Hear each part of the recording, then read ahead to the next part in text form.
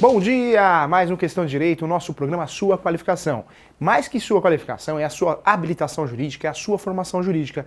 Tudo de forma gratuita para você, com muita qualidade, com muito carinho. Então, vamos comemorar o primeiro programa do ano. Feliz Ano Novo, muita paz, muita saúde, que você realize todos os seus sonhos e que nós realmente consigamos ter aí um ano melhor. E vai ser um ano melhor, tenho certeza disso. Feliz Ano Novo para você que acompanha o nosso programa, para todos vocês, nossos telespectadores aqui do Questão de Direito, tá? Então, muita paz, muito amor, muita saúde, que 2017 seja um ano muito especial na sua vida. Vamos lá, o tema de hoje é importante? Demais, hein?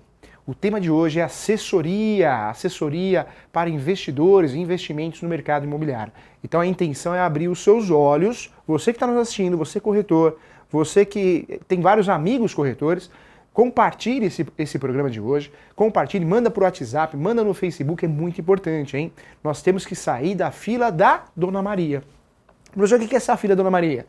Hoje, o Brasil vive uma situação que toda profissão tem muitos profissionais, então tem muitos corretores, muitos advogados, muitos médicos, muitos bares, muitos restaurantes, muitas pizzarias. Então a gente tem que sair um pouquinho da fila da Dona Maria, né? Eu brinco com essa situação em aula presencial, mas é verdade. Sair da fila da Dona Maria, sair daquele mercado, só aquilo, só faço aquilo. Então, nós temos que atingir novas propostas de trabalho. E você, corretor que está nos assistindo, você corretor, você investidor, você advogado, tem muito advogado que assiste o nosso programa também, estudante de direito, vamos ter uma atenção especial aos novos mercados. Nessa atenção especial, quem me conhece sabe disso, sou apaixonado pelo direito imobiliário. Já é um mercado realmente que está crescendo muito. Não falta serviço para o advogado, para o corretor no mercado imobiliário. E sabe por quê? Porque a gente precisa morar em algum lugar. Eu costumo dizer que seja comprado ou seja alugado, a gente tem que morar em algum lugar. Minha situação melhorou, vou para uma casa maior. Minha situação financeira piorou, vou para uma casa menor, mas a gente tem que morar em algum lugar. Eu posso morar com mais pessoas para dividir o aluguel, com menos pessoas, posso morar sozinho, mas eu vou morar sempre em algum lugar. A moradia e a alimentação, eu costumo dizer que não vai acabar nunca, porque é o primordial, é o básico do básico. Todo mundo tem que ter, qualquer brasileiro tem que ter. Alimentação, diária e moradia. Então olha que ramo apaixonante. Então você que é corretor, você que é advogado está nos assistindo, você que gosta do mercado imobiliário, qual que é a intenção? Abrir os seus olhos. Professor, como que eu faço para fazer uma assessoria? Que tipo de assessoria eu posso prestar? O corretor ele pode prestar uma assessoria para investidores, na parte de vendas, na parte de fechamento de negócios, e o advogado ele consegue prestar na parte jurídica, contratual, e também de regularização do imóvel. Então vamos conversar sobre isso. Olha que interessante, ó. Eu quero falar para você que uma assessoria feita pelo corretor, feita pelo advogado, para um assessor imobiliário, começa pela documentação imobiliária. Sempre a gente vai pensar na documentação imobiliária. Professor, o que é documentação imobiliária? Documentação imobiliária é o documento do imóvel. O documento correto, o documento que protege realmente o investidor numa transação imobiliária. O principal documento é a certidão de propriedade. A certidão de propriedade, em qualquer transação imobiliária, você tem que ter isso na sua mão. Como que você compra um imóvel e não sabe quem é o dono? Como que você compra um imóvel e não sabe quem realmente é o atual proprietário? Então isso é muito importante. Certidão de propriedade, nós estamos falando no gênero de duas espécies, hein? Atenção, hein? Certidão de propriedade é o gênero, porque nós temos duas espécies. Nós temos a matrícula e a certidão de transcrição. Certidão de matrícula e certidão de transcrição. Ambas são certidões de propriedade. Matrícula após 73, chamado de matrícula, mudou, é o RG do imóvel. Transcrição antes de 73, mas também é o RG do imóvel. Isso equipara-se muito ao SIC e o CPF. Então, SIC e CPF é a mesma coisa. Transcrição e matrícula é a mesma coisa. Uma antes de 73, chamada de matrícula, outra anterior a 73, chamada de transcrição. Então fique atento nisso. O primeiro passo de uma transação imobiliária é ter a certidão em mãos. Eu tenho que ter essa certidão em mãos. Preciso ter esse conhecimento que a certidão é o documento mais importante de um imóvel. Matrícula ou transcrição, tá? Então, no primeiro momento é isso. Olha que interessante, então. Então, o mercado imobiliário exige realmente conhecimento sobre a documentação imobiliária do imóvel. E documentação imobiliária do imóvel é realmente a certidão de propriedade, que pode ser a matrícula ou transcrição. Então, esse é o primeiro passo.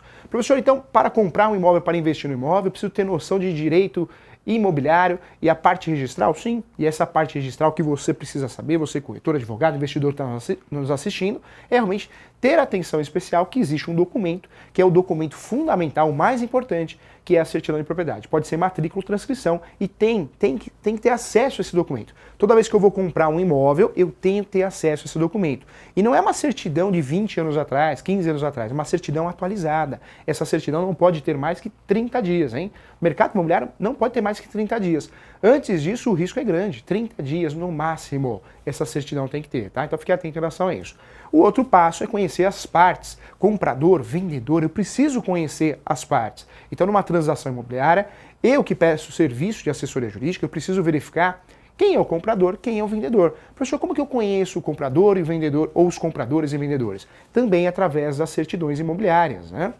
Essas certidões, chamadas de certidões imobiliárias, é a certidão civil, distribuição civil, é a certidão também de distribuição trabalhista, e também a certidão criminal. Vamos organizar isso para ficar mais fácil. Então, tanto do comprador como do vendedor, eu preciso conhecê-los, quem que é essa pessoa, né? Se for no plural, eu vou solicitar de todos, né? Então, muita atenção em relação a isso.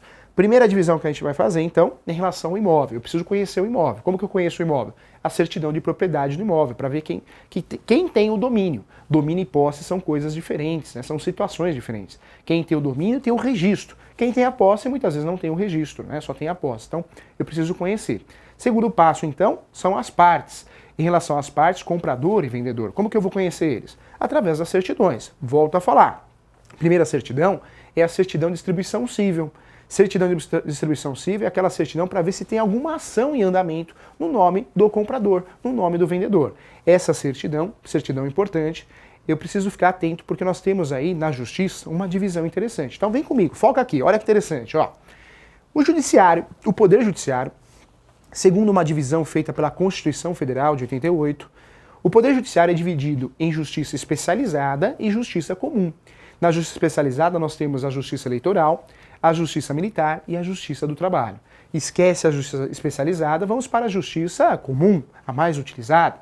Na justiça comum nós temos a justiça comum estadual e a justiça comum federal. Então nós temos que ter uma atenção especial porque justiça comum nós temos duas, a comum estadual e a comum federal. Então olha, toda vez que você for solicitar uma certidão de distribuição civil para ver se tem algum processo no nome do comprador, do vendedor, você tem que reparou aqui no que o professor falou, que tem duas justiças comuns diferentes, a estadual e a federal. Isso quer dizer que você vai tirar duas certidões, vai solicitar, emitir o nome que você quiser usar, duas certidões. Por quê? Porque eu tenho a justiça federal e a justiça estadual. Então eu preciso de duas certidões de distribuição civil, federal e estadual. Porque pode ser que o meu cliente, o comprador ou vendedor, tenha realmente um processo na Justiça Federal e não na Justiça Estadual. E se você solicitar só da Justiça Federal, você não vai achar o processo da Justiça Estadual. Então tem que solicitar das duas, ok? Então, primeiro passo. Segunda certidão. Então a primeira é a certidão de distribuição civil, federal e estadual. Segunda certidão. Número 2, então, certidão criminal. A Justiça Criminal Comum também tem duas justiças diferentes, a Justiça Comum Federal e a Justiça Comum Estadual. Então também mais duas certidões. Então, primeira certidão, distribuição civil, duas certidões, federal e estadual. Segunda certidão, distribuição penal, né, ou criminal, federal e estadual. Terceira certidão que nós precisamos é a certidão trabalhista. Lembra você que nessa divisão do Poder Judiciário, segundo a Constituição Federal, a Justiça do Trabalho está onde? Está na Justiça Especializada. Lembra disso? Justiça especializada. Nós temos a Justiça Militar, a Justiça Eleitoral e a Justiça do Trabalho.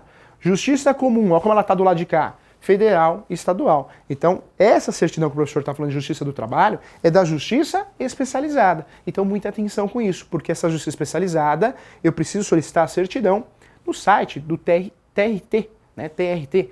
Esse site eu vou solicitar duas certidões. Ações trabalhistas, certidão de ações trabalhistas, para ver se tem ação em andamento, e a certidão de execução trabalhista. Atenção, hein? Eu peço a sua atenção agora. Olha, presta atenção. Trabalhista tem pegadinha, hein?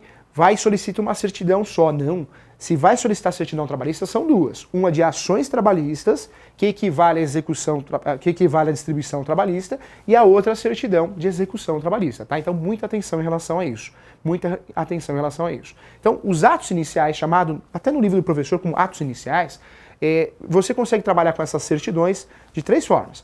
Certidão de distribuição civil, distribuição criminal, sempre pensando na esfera federal e estadual, E a terceira, a trabalhista, é importante. Outro bloco de certidões que nós temos, certidão importante, é a certidão de protesto. Então também é importante solicitar a certidão de protesto no caso do comprador. Temos outras pesquisas, o Serasa, SPC, pesquisa importante ser feita também, para verificar se existe alguma informação, uma anotação importante. Lembra você que nós temos o cadastro negativo e o cadastro positivo. O cadastro negativo é o Serasa, SPC, como já estamos acostumados. Agora, o cadastro positivo é algo novo, né? Tem vários nomes, Core, e outros vários nomes, né? Então você, conforme utiliza cartão de crédito, paga crediários, paga boletos, seu Core, né? E outros nomes que são utilizados, depende de cada estado, vai aumentando. Então você tem um cadastro positivo. Isso também, no caso do imóvel, pode ser utilizado também. É mais comum na situação aí do comércio, do dia a dia, da relação de consumo, da Lei 8.078, né? Então é mais utilizado na relação de consumo entre consumidor e fornecedor de produtos e serviços. Aqui na esfera realmente imobiliária, o mais comum é pesquisar o SPC e Serasa, que seria o cadastro negativo, tá? Então olha que interessante, nós temos o grupo de certidão a ser pesquisado. Primeiro eu penso no imóvel, certidão de propriedade, pode ser matrícula ou transcrição. Segundo grupo, as partes, as pessoas de um contrato de compra e venda. E aí eu vou pensar no primeiro momento, certidão de distribuição civil, federal e estadual. Segundo momento, certidão de distribuição criminal, federal e estadual. Terceiro momento, trabalhista, justiça especializada do trabalho. Eu vou solicitar 2 certidões. Lá não tem federal e estadual, porque a justiça do trabalho é especializada na justiça, nas questões trabalhistas, e essa justiça já é federal. Então não vou solicitar federal e estadual, porque não tem estadual, tá? Mas eu vou ficar atento que são 2 certidões também, porque uma de distribuição, chamada lá de ações trabalhistas, e a outra de execução. Lembra você, olha que interessante, recado importante, hoje não tem desculpa, a certidão é muito difícil, solicitar certidão é um absurdo, é nada. Certidão você consegue, a maioria, quase todas, tudo pela internet, tudo pelo site do Tribunal de Justiça, de cada estado, o site da Justiça Federal e o site também da Justiça do Trabalho. Tá muito fácil hoje solicitar certidão. Muitas você não paga, algumas você paga. Temos vários, não vou fazer propaganda aqui, mas nós temos vários serviços especializados aí, realmente, para solicitar certidão e entrega na porta da sua casa, no seu escritório. Então não tem desculpa, tá? Então esse é o primeiro passo, é conhecer essa documentação imobiliária. Vamos conhecer um pouquinho agora, você que quer trabalhar realmente para investidores, você que quer atingir e prestar esse serviço, vamos conhecer um pouquinho dos contratos. É muito importante você ter noção de contratos também. No direito imobiliário, também podemos falar de contratos e espécies, né? Lá do direito civil. Aqui eu trato muito como direito imobiliário, porque é um contrato bem específico. Nós temos vários contratos. O primeiro contrato é o contrato preliminar ou facultativo. Esse contrato, a intenção é para amarrar o negócio, é para fechar o negócio. Ele é um contratinho que deve ser feito de forma muito simples, 3 folhas no máximo, 4 folhas no máximo. Por quê? Esse contratinho é só para amarrar o negócio, então fique atento em relação a isso. Tem que saber fazer esse contrato. Um contrato bem feito tem que ter começo, meio e fim. O começo de um contrato é o título, capricho no título.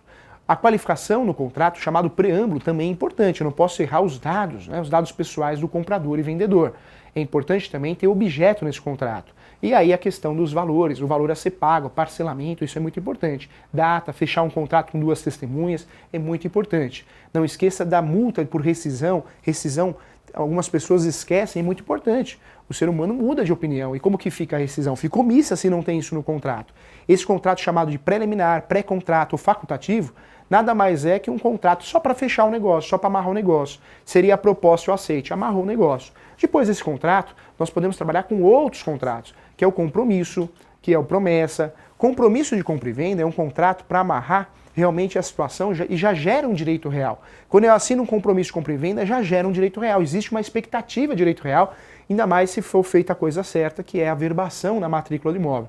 Você averba isso na matrícula do imóvel, o que acontece? Você tem uma proteção, uma expectativa de direito real, compromisso de compra e venda. Esse compromisso de compra e venda bem feito pode ser feito direto ou posterior ao contrato preliminar, pré-contrato. Esse compromisso, se foi averbado, gera expectativa de direito real. Isso é bom para uma futura regularização, através de um uso capião ou através de um procedimento administrativo em cartório para passar do nome do vendedor para o comprador. Ou ainda através de uma ação famosa que é a adjudicação compulsória, uma ação que eu utilizo no direito imobiliário, que nada mais é que uma obrigação de fazer. A adjudicação compulsória, eu ingresso contra você porque você é o vendedor, eu sou o comprador e você não transferiu para meu nome, não me deu o domínio do imóvel, tá? Então eu posso usufruir dessa ação. Olha que interessante. Outro contrato importante é o contrato de cessão de posse. Eu tenho que entender bem a diferença de posse e domínio. Eu preciso saber a diferença do domínio e a diferença da posse. E o brasileiro, o leigo, confunde muito. Ele pega aquele contratinho mal feito de gaveta, eu tenho domínio, eu tenho registro. Não tem registro nenhum. Domínio é só no cartório de imóveis. Isso é domínio. Seu nome no cartório de imóveis. Quem não tem o domínio tem um contratinho. Um contratinho para provar a boa-fé, que comprou a posse do imóvel. E ele não tem o domínio. Quem tem a posse pode não ter o domínio, e quem tem o domínio pode não ter a posse. O ideal é que eu tenha os dois, né? E o contrato que dá realmente direito ao domínio é o contrato público devidamente registrado no cartório de imóveis. Lembra você que todo imóvel transacionado, toda transação imobiliária acima de 30 salários mínimos deve ser feita por escritura pública.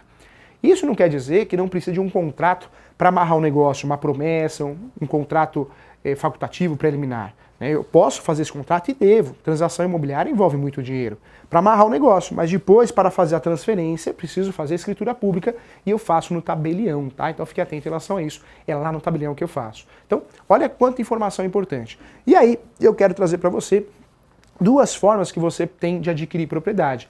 Se você desenhar um triângulo aqui, eu tenho duas formas de adquirir propriedade. A primeira é originária e a segunda derivada. A originária, eu adquiro um imóvel através do chamado uso campeão.